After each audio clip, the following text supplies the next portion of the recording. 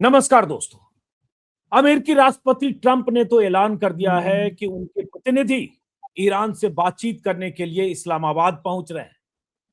Trump ने social media post के जरिए दुनिया को बताया है कि मेरे प्रतिनिधि इस्लामाबाद जा रहे हैं और कल वहां बातचीत के लिए मौजूद रहेंगे। लेकिन ईरान की तरफ से अभी तक कोई जानकारी नहीं आई है। ईरानी मीडिया के हवाले से जो जानकारी मिल रही है उसके मुताबिक ईरान ने फिलहाल अपना डेलीगेशन भेजने का फैसला नहीं किया है जब तक अमेरिकी नाकेबंदी स्टेट ऑफ हॉर्मुज में जारी रहती है। स्क्रीन पर दोनों जानकारियां आप देख रहे हैं। अब सोचिए जरा, खबरें ये आ रही है कि मंगलवार को मीटिंग हो सकती है इस्लामाबाद में दूसरे दौर की, और ईरान की तरफ से कोई कंफर्मेशन नहीं है। और अमेरिका के प्रतिनिधि पहुंच रहे हैं, ये ट्रंप खुद कह रहे हैं। अमेरिकी विमानों के उतरने की जानकारी भी आ रही है इस्लामाबाद से। साथ में ये भी कि ट्रंप ने धमकी भी दी है, ऑफर भी दिया है ईरान को कि या तो हमारे ऑफर को कबूल करो, डील को कबूल करो, या फिर अपने पावर प्लांट्स और पुलों पर हमारी बमबारी का इंतजार करो। ट्रंप ने जो कहा, स्क्रीन पर दो उनके बयान है। उनके बयान के दो हिस्से को मैंने बांटा है, दो हिस्से में, जिसमें एक तरफ वो कह रहे हैं हम ईरान को फेयर और वाजिब डील ऑफर कर रहे हैं, अगर उन्होंने इसे स्वीकार नहीं किया तो अमेरिका ईरान के हर पावर प्लांट और हर पुल को तबाह कर देगा। और साथ में ये कह रहे हैं अगर ईरान नहीं झुका तो क्या होगा। ट्रंप कह रहे हैं वो जल्दी झुक जाएंगे, आसानी से झुक जाएंगे। अगर उन्होंने डील नहीं किया तो वो करना मेरे लिए सम्मान की बात होगी जो पिछले 47 सालों में अन्य राष्ट्रपति को करना चाहिए था। अब समय आ गया है कि ईरान की किलिंग मशीन बंद। तो एक तरह से जैसे कहता है बंदूक की नोक पर ट्रंप ईरान से डील चाहते हैं। क्या ईरान डील करेगा अमेरिका की शर्तों पर? पहले यह तो तय हो कि ईरान की तरफ से प्रतिनिधिमंडल कब पहुंचेगा। अमेरिकी मीडिया के हवाले से जो खबरें आ रही है, CNN के हवाले से, कि ईरानी प्रतिनिधिमंडल मंगलवार सुबह पाकिस्तान पहुंच सकता है, लेकिन ईरानी मीडिया अभी पुष्टि नहीं कर रहा है। खबर यह है कि अमेरिकी उपराष्ट्रपति JD वैंस और पिछली बार जो अमेरिका की तरफ से आए थे स्टीव विटकॉफ और जेरेड कुशनर और बहुत सारे लोग पाकिस्तान पहुंचने वाले हैं कल शाम तक। तो क्या इसका मतलब है? हालांकि CNN और अमेरिकी मीडिया के हवाले से कुछ कंफ्यूजिंग खबरें भी आ रही है, तो उन सब चीजों को समझने की कोशिश करेंगे। सबसे पहले हमारे साथ खास मेहमान हैं जिनसे आप कई बार हमारे YouTube चैनल पर मुखातिब हो चुके हैं, जमीर अब्बास जाफरी साहब, जो सीधे ईरान से हमारे साथ जुड़े हैं। बहुत बहुत स्वागत है जाफरी साहब। शुक्रिया बहुत बहुत अंजुम जी, आपके लिए दुआ है और तमाम व्यूअर्स के लिए भी दुआ है। इंशाल्लाह जहां हो खुशहाल रहें इंशाल्लाह। बहुत शुक्रिया। तो क्या खबर है ईरान से? ईरानी मीडिया को अगर मैं देखूं, तस्नीम और ईरानी मीडिया के हवाले से लग रहा है अभी डेलीगेशन का कुछ तय ही नहीं हुआ है। अमेरिका ने ऐलान भी कर दिया, धमकी भी दे दिया, ऑफर भी दे दिया है। अंजुम जी, मैं थोड़ा सा आपको ईरान का मूड मैं बता दूं। कल से लेके आज तक जो है ईरान में हर रात को जो लाखों की तादाद में लोग आते हैं, वहां पर लोग स्टेज पे जाते हैं, स्पीचेस देते हैं, नारे लगते हैं, सॉन्ग प्ले होते हैं। कल रात को मूड बहुत खराब था, परसों रात को, जब इन्होंने आगा अरागची ने एक ट्वीट करके कह दिया कि होर्मुज खुल गया है, तो ईरानी जनता में ये था कि भाई होर्मुज खोला क्यों, और लोग ये सवाल करने लगे कि भाई आपने पूछ के भी मैं ट्वीट किया था या नहीं किया था, जबकि वो ईरान के सिक्योरिटी काउंसिल से अप्रूव था। लेकिन जो वहां पर माहौल बन गया था पूरे ईरान में, वो ये था कि तुमने खोला क्यों, यानी ईरान जब ताकत की एक चीज है तो ईरान क्यों खोल रहा है। तो पहले ये मूड पब्लिक का समझना बहुत इंपॉर्टेंट है। क्यों? क्योंकि ये पब्लिक घर पे नहीं बैठी है, पब्लिक रास्ते पे लाखों की तादाद में।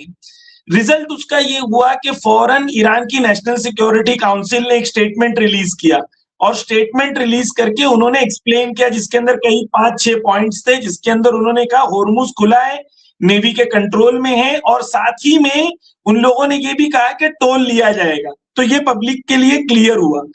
फिर कल रात को ईरान के पार्लियामेंट स्पीकर कालीबाफ साहब ने तकरीबन 1.25 घंटे का एक इंटरव्यू दिया। यानी ये सब चीज इसलिए है ताकि पब्लिक के मूड को कंट्रोल किया जाए कि भाई हम होर्मुज खोलने वाले हैं या खोल सकते हैं।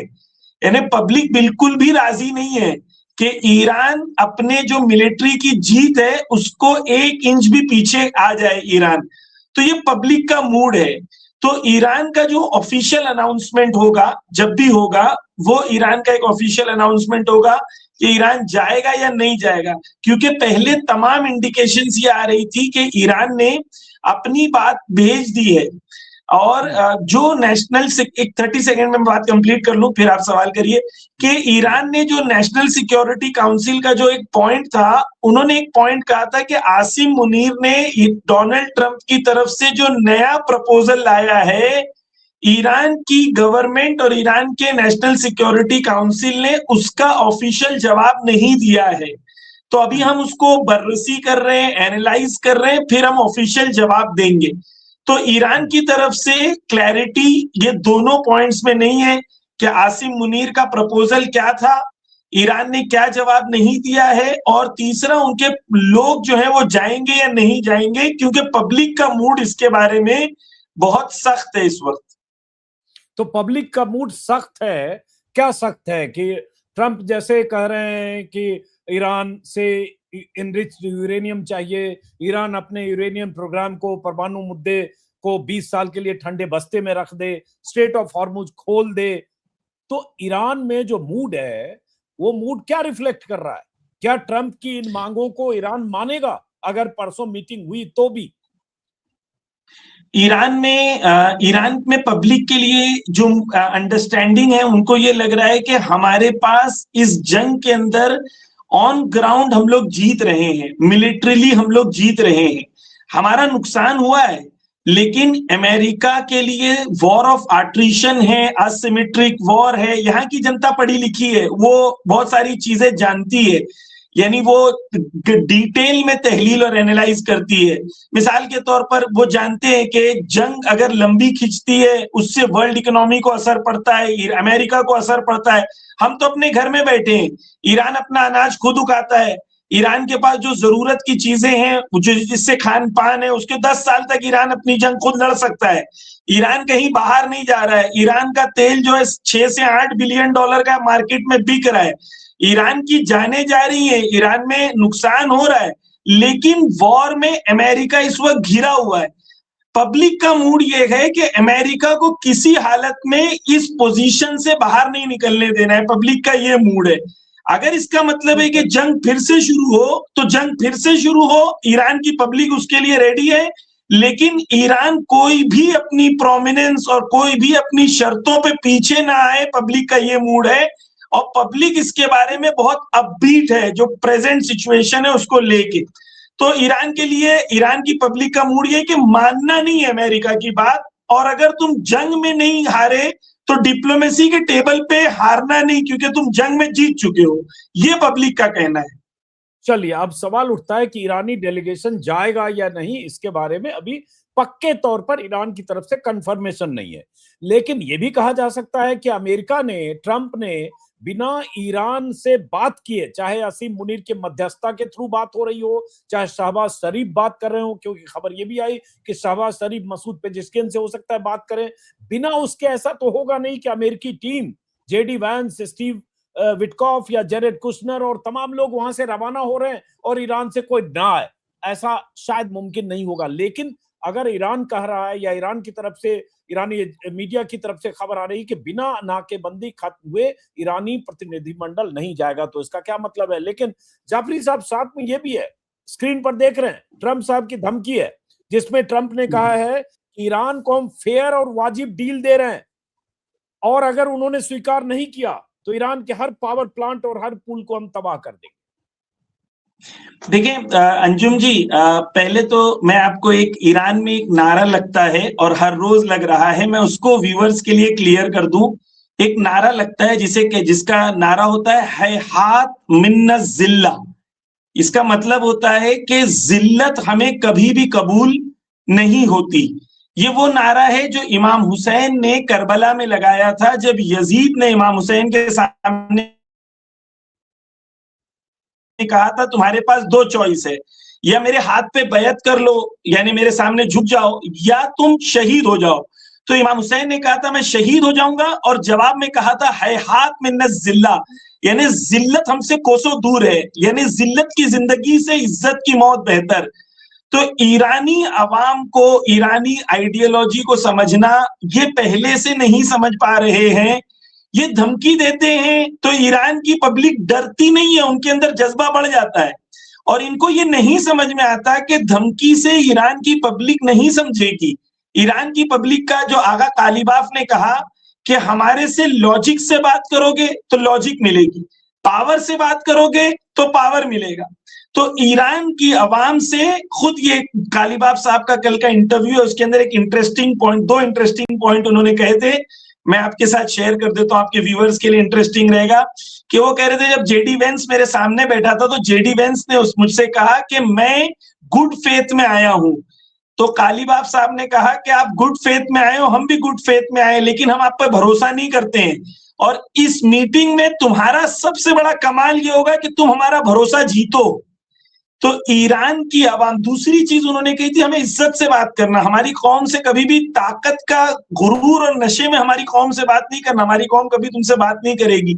तो ईरानी आवाम, ईरानी आइडियोलॉजी ये है कि भाई हमसे धमकी से हमारा काम नहीं चलेगा, बल्कि धमकी जब देते हो तो हम ज्यादा चार्ज हो जाते हैं। एक आखिरी पॉइंट अंजुम जी, आपने शायद, आप क्योंकि काफी सीनियर पत्रकार हैं, आपकी लंबी एक जिंदगी रही होगी, पहली बार आप अपनी जिंदगी में ये देख रहे होंगे कि अमेरिका इतना बेचैन है और अमेरिका कह रहा है मैं आ रहा हूं, और जो सामने वाला है वो कह रहा है मैं अभी वक्त नहीं है, मैं तुम्हें बताऊंगा बाद में कि मैं कब आऊंगा। यानी ये पावर पोजीशन, ये पावर की पोजीशन जी, जो ईरान की इस वक्त ये बेताबी, ये बेचैनी ट्रंप दिखा रहे हैं। और ईरान, भाई आज की तारीख में ही अमेरिका, ट्रंप सीधे कह चुके हैं कि हमारे प्रतिनिधि जा रहे हैं, और ईरान अभी तय नहीं कर रहा है, या ईरान इस पर कहे तो मंथन चिंतन कर रहा है। जाहिर है वो बेताबी बेचैनी ट्रंप की है, वो दिख रही है, पूरी दुनिया देख रही है। हाँ, तो इसको पावर पोजीशन भी कहते हैं कि ईरान अपनी पावर पोजीशन को डिस्प्ले कर रहा है, और ईरान दुनिया को दिखाना चाह रहा है कि ईरान एक ताकत है और अमेरिका वो ताकत नहीं है जो पहले ताकत थी। तो ये क्लियर एक नरेटिव मैसेज है, नरेटिव वॉर के अंदर ईरान इस नरेटिव को क्रिएट कर रहा है कि भाई पावर अब ईरान के पास है, पहले वो सैंक्शंस लगाते थे, अब हम होर्मुज बंद करते हैं। तो अब दुनिया बदल गई है, इस नई दुनिया में दुनिया को एडजस्ट करना होगा, ये ईरान का मैसेज है पूरी दुनिया को। मसूद पेजेश्कियन का मैं एक स्टेटमेंट देख रहा हूं, उन्होंने ईरानी मीडिया के हवाले से, जिसमें उन्होंने कहा है कि हम शांतिपूर्ण ढंग से अगर अपना न्यूक्लियर प्रोग्राम चला रहे हैं तो अमेरिका कौन होता है रोकने वाला, और हमें कैसे रोका जा सकता है। लेकिन जाहिर है अमेरिका लगातार इसी को लेकर ट्रंप बयान दे रहे हैं, कहने लगे हैं कि हम तो वहां जो न्यूक्लियर डस्ट है, उन मलबों के नीचे जहां बॉम्बिंग पिछले साल जून में अमेरिका ने की थी, वहां से हम न्यूक्लियर डस्ट निकालेंगे और उसे अमेरिका ले जाएंगे। उसके बाद अमेरिकी प्रेसिडेंट के इस बयान के बाद ईरानी उप विदेश मंत्री का भी बयान मैंने देखा, जो तुर्की में कल उन्होंने कहा है, जिसमें कहा हम किसी सूरत में अपने न्यूक्लियर प्रोग्राम को या न्यूक्लियर फैसिलिटी से जुड़े हुए जो भी सामग्री है वो हम अमेरिका को नहीं दे सकते हैं। अब सवाल ये उठता है कि फिर स्ट्रेट ऑफ हॉर्मुज पर पहले पेज फंसा है, तो ये डील फिर कैसे होगी? क्या लोग सोच रहे हैं ईरान में, किन शर्तों पर होगी? देखिए, ये पहली चीज तो ये है कि जो यहाँ के जो फॉरेन मिनिस्ट्री के स्पोक्स पर्सन है, उन्होंने कहा कि ट्रंप झूठ बोल रहा है। पहली बात कि अमेरिका लेके जाने की कभी कोई बात ही नहीं हुई है। और कालीबाफ साहब ने कहा कि उन्होंने 1 घंटे में वैसे 37 पोस्ट किए थे उन्होंने। तो आज के जवान कभी कभी सोचते होंगे कि भाई मैं बहुत सोशल मीडिया यूज करता हूँ, मुझे जो है वो एक वो हो गया है कि मैं ज्यादा यूज कर रहा हूं, लेकिन ट्रंप ज्यादा यूज करते हैं। और उनके लिए CNN वगैरह पे रिपोर्ट्स भी आई हैं कि शायद वो मेंटली स्टेबल भी नहीं है, क्योंकि उनका एक मैं आर्टिकल देख रहा था कि रात को 11 बजे से लेके सुबह 6 बजे तक उन्होंने कंटिन्यूअस पोस्ट किए हैं, यानी वो रात को नहीं सोते हैं, सुबह 8 बजे दोबारा आ जाते हैं। तो शायद उनकी मेंटल स्टेबिलिटी के ऊपर अमेरिका में अमेरिकन एक्सपर्ट्स एक सवाल भी कर रहे हैं। तो ईरान के लिए क्लियर है कि जो उनका स्टेटमेंट था कि हमारे लिए जैसे जमीन मुकद्दस है, यानी जमीन प्योर है, उसी तरीके से हमारे लिए न्यूक्लियर एनरिच भी हमारे लिए प्योर है, यानी हमारी जमीन की तरह है, मुकद्दस है। उसको हम अमेरिका को देने के बारे में हमारी बात ही नहीं हो रही है, और वो ऐसा ही है जैसे हमने अपनी जमीन अमेरिका को दे दी हो। इसके बारे में बात ही नहीं है, बात ही नहीं होगी, ये ईरान के लिए क्लियर है। लेकिन शायद मैंने जैसे पहले भी कहा था कि ईरान के लिए ये एक्सेप्टेबल हो कि कई कंट्रीज मिलके एक कमेटी बनाए और उसके अंदर अमेरिका भी शामिल हो, उसको इजाजत दी जाए कि वो एनरिच्ड यूरेनियम को दो चीज करे, डाइल्यूट भी कर दे, और दूसरा ये है कि उसके ऊपर उसकी निगरानी हो। ईरान इसके लिए रेडी हो सकता है, लेकिन पूरी तरीके से देने के लिए रेडी नहीं होगा ईरान, ये चांसेस बहुत कम है। देखिए, लेकिन हम लोग तो तहलील कर रहे हैं, एनालाइज कर रहे हैं, फाइनल डिसीजन मेकर्स होते हैं। उन लोगों ने अगर डिसीजन लिया कि नहीं भाई ठीक है हमें देना है, तो हम तो कोई होते नहीं उनको ना बोलने वाले ना बोलने वाले, लेकिन वो कंट्री के नेशनल इंटरेस्ट में देखते हैं कि क्या नेशनल इंटरेस्ट है, क्या नेशनल इंटरेस्ट के लिए इस वक्त ज्यादा सूटेबल है। और ईरान के लिए एक इकोनॉमिक पावर बनके उभरना बहुत इंपॉर्टेंट है इस जंग के बाद। जो इकोनॉमिक प्रॉब्लम्स ईरान ने फेस किए, ईरान इसको इंश्योर करेगा कि रहबर मुअज्जम की शहादत और उनके खून के असर में ईरान एक कुव्वत और कुदरत बन के पूरी दुनिया में जाहिर हो। ये ईरान की आवाम के लिए क्लियर है कि उनके खून का असर ईरान की आवाम को मिलेगा, और ईरान की आवाम एक अपना ऐसा फ्यूचर देखेंगे जो उनकी टैलेंट और उनकी कैपेबिलिटी के बराबर हो, और दुनिया उन पर जुल्म ना करे और इक्विटेबल दुनिया बने, जस्टिस बेस्ड दुनिया बने। ये ईरान के लिए इंपॉर्टेंट है।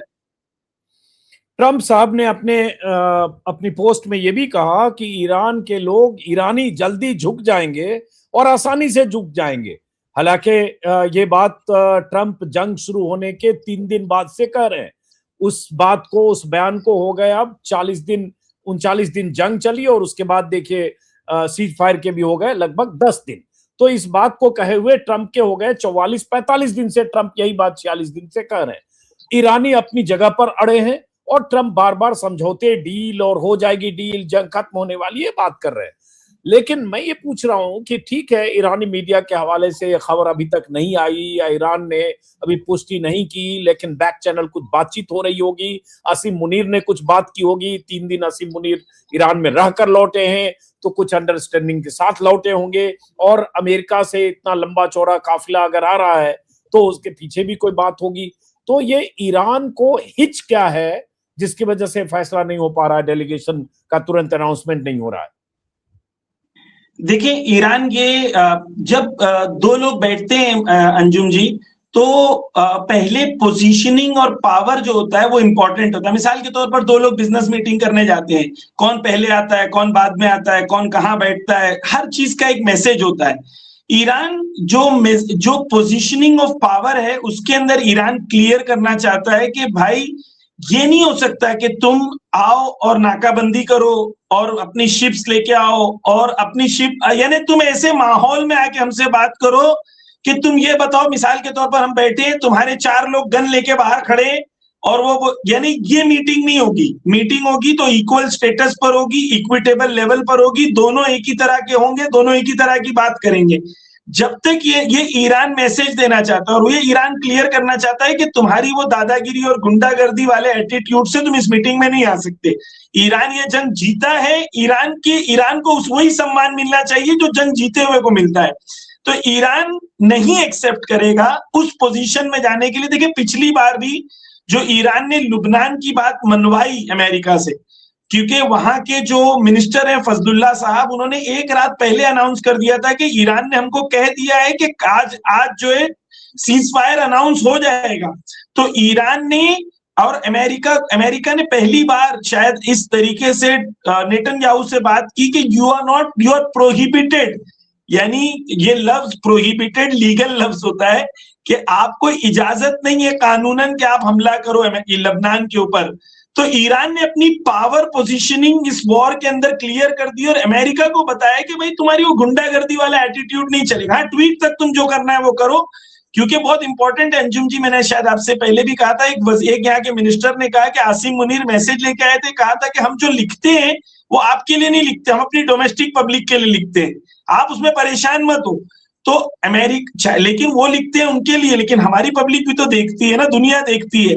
तो ईरान इस पोजीशनिंग के अंदर बिल्कुल क्लियर रहना चाहता है कि पावर किसके हाथ में है और कौन पावर की पोजीशन पर आकर मीटिंग में बैठा हुआ है। ऐसा नहीं है कि दोनों एक। कलीबाफ के जिस इंटरव्यू की बात कर रहे हैं उस इंटरव्यू में उन्होंने ये भी कहा, और या शायद कल ही कहा बल्कि, कि मीडिया वॉरफेयर और पब्लिक ओपिनियन से ईरान प्रभावित नहीं होता है। तो ये बड़ा क्लियर उन्होंने कहा कि जो आप कह रहे हैं आपके बयानों से हम प्रभावित नहीं होते। लेकिन अरागची ने जो परसों ट्वीट किया और जिसमें कहा स्ट्रेट ऑफ हॉर्मुज को खोल दिया गया, हालांकि उसमें कुछ कंडीशन था, और उसके बाद ट्रंप ने कहा कि अब ईरान ने हमेशा के लिए खोल दिया, शी जिनपिंग को भी खुश कर दिया, ये सब। तो ये कैसे हुआ? क्या ये एक खबर ईरानी मीडिया के हवाले से ये भी आ रही है कि ईरान में IRGC में और बहुत ऐसे जो हार्ड लाइनर हैं उनकी नाराजगी है कि ये कमिट क्यों कर दिया, या ऐसा बयान क्यों दे दिया? देखिए, आगा अरागची ने जो कहा था वो ईरान के सुप्रीम काउंसिल से अप्रूव्ड होने के बाद ही कहा था, लेकिन उनका ट्वीट जो है उसके अंदर इबहाम था, यानी क्लैरिटी नहीं थी। यानी अगर लोगों की आगा अरागची से जो नाराजगी है वो ये है कि आपने उसके अंदर क्लैरिफाई नहीं किया। फिर उसके बाद खुद यानी कि नेवी को आके ट्वीट करना पड़ा, मैसेज भेजना पड़ा, फिर उसके बाद कालीबाफ को आके मैसेज देना पड़ा, फिर नेशनल सिक्योरिटी काउंसिल को आके देना पड़ा। ये सब इसलिए हुआ, देखिए उनके ट्वीट में कोई प्रॉब्लम नहीं थी, वो ईरान का ऑफिशियल स्टैंड था, लेकिन ईरानी पब्लिक में मैसेज ये गया जैसे कि हम पीछे हट गए, हम 2 कदम पीछे आ गए। यानी वो मैसेज, बाहर को जो मैसेज किया वो तो अपनी जगह है, वो तो ट्रंप और ईरान के बीच में है, लेकिन ईरानी पब्लिक में एक नेगेटिव मैसेज गया। और ये जो IRGC में और इनमें वो है कि तो आप जानते हैं कि वो ईरान के खिलाफ जो मीडिया है उसके अंदर हमेशा से ये है कि ईरान में एक हार्ड लाइनर है, एक सॉफ्ट लाइनर है। और तो मैं ये जानना चाहता हूं, अरागची सॉफ्ट लाइनर है कि हार्ड लाइनर है? सॉफ्ट लाइनर है। अरागची खुद IRGC की तरफ से लड़ चुके हैं 3 साल ईरान के लिए। ईरान पे जब इराक में हमला हुआ था तो अरागची लड़ चुके हैं। कालीबाफ सॉफ्ट लाइनर है कि हार्ड लाइनर है? कालीबाफ के भाई शहीद हुए और कालीबाफ खुद 2 साल लड़ चुके हैं, 4 साल लड़ चुके हैं जंग में। तो ये हार्ड लाइनर और सॉफ्ट लाइनर ये वेस्टर्न एजेंडा है, और इसका पर्पस ये होता है कि जो अमेरिका की तरफ झुक जाए वो सॉफ्ट लाइनर है, और जो अमेरिका से मुकाबला करे वो हार्ड लाइनर है। तो ये ईरान के लिए कोई प्रॉब्लम नहीं है। ईरान के अंदर नेक्स्ट डे आर्मी डे था ईरान में, तो आगा अरागची ने आर्मी डे के लिए अपना एक स्टेटमेंट भी रिलीज किया, क्योंकि ईरान में आर्मी जो है, आर्मी के अंदर जो है नेवी भी आती है, मिलिट्री भी आती है और एयरफोर्स भी आता है, तो उन्होंने स्टेटमेंट दिया और वो स्टेटमेंट भी मौजूद है। तो ये ईरान के अंदर कोई प्रॉब्लम नहीं है। ईरान के अंदर यूनिटी इस वक्त जो है वो पूरे अपने पीक पर है, और लोगों को, यानी एक अजीब चीज है डेमोक्रेसी का पावर। एक आयतुल्लाह खामेनी शहीद का एक स्टेटमेंट था, मैं चाहता हूं हमारे व्यूअर्स के लिए, वो कहते हैं मर्दुम सालारी दीनी, उनका एक स्टेटमेंट है। यानी मतलब क्या? वो कहते हैं लोगों की बालादस्ती, और वो कैसी हो कि जब लोग रिलीजियस हो, एक ऐसी डेमोक्रेसी हो जो डेमोक्रेसी में असल लोग हों, लेकिन वो लोग हों जिनके अंदर बसीरत ज्यादा हो, यानी वो लोग हों जो जानते हों, पढ़े लिखे हों, समझदार हों, अच्छे फैसले कर सकते हों, लेकिन लोग हकीकत में मुल्क बनाते हैं। तो वो कहते हैं मर्दुम सालारी, पब्लिक रूल और पब्लिक अवेयरनेस बेस्ड रूल। तो आयतुल्लाह खामेनी ने इसको क्रिएट किया है, और ईरान में अभी पॉलिटिशियंस पब्लिक ओपिनियन से डर रहे हैं, यानी क्योंकि पब्लिक रास्ते पे है और पूरी पब्लिक जो है, तो पब्लिक ओपिनियन ईरान में बहुत इंपॉर्टेंट है। एक डिफरेंट फॉर्म ऑफ डेमोक्रेसी यहाँ पर है, जिसको शायद लोगों को देखना होगा, समझना होगा, और उनको उनके पूरे सिस्टम को समझना होगा। चलिए हम इंतजार करते हैं कि ईरान कब फाइनल अपने डेलीगेशन का नाम अनाउंस करता है। कल शाम तक, ट्रंप के ऐलान के मुताबिक कल शाम तक अमेरिका से अमेरिकी नुमाइंदे, रिप्रेजेंटेटिव पहुंच जाएंगे। जो CNN और विदेशी मीडिया की खबरें उसके मुताबिक मंगलवार की सुबह तक ईरानी डेलीगेशन भी पहुंचेगा। लेकिन अब डील की टेबल पर दोनों देशों के जो प्रतिनिधि होंगे किन मुद्दों पर सहमत होंगे, किन मुद्दों पर असहमत होंगे। सीज फायर की मियाद खत्म हो रही है 22 अप्रैल को, उसके पहले ये मीटिंग किसी नतीजे पर पहुंचेगी या नहीं, ऐसे बहुत सारे सवाल हैं। उन सवालों का जवाब जानने के लिए हमें अगले 2 दिन और इंतजार करना पड़ेगा, जब ये मीटिंग अगर होती है मंगलवार को तो उस मीटिंग से क्या नतीजे निकलते हैं। फिलहाल बहुत बहुत शुक्रिया जमीर अब्बास जाफरी साहब, बात होती रहेगी, मुलाकात होती रहेगी। नमस्कार, आदाब। थैंक यू सर, आदाब।